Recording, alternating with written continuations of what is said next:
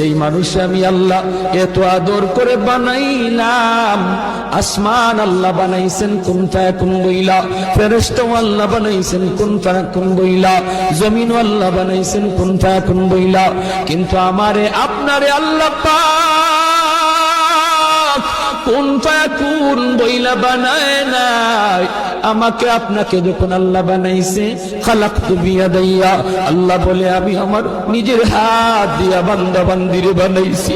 কারণ এই চেহারার মধ্যে এত দামি কপাল, ওই কপাল দিয়া বান্দা আমার কুদরতি কদমে সাজদা দিবে।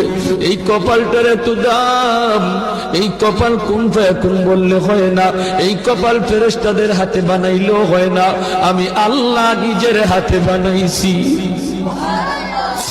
আল্লাহ পাক কই আমি আল্লাহ দেখি জমিনে কেমন অন্যায় হয়, অত্যাচার কেমন জুলুম হয়।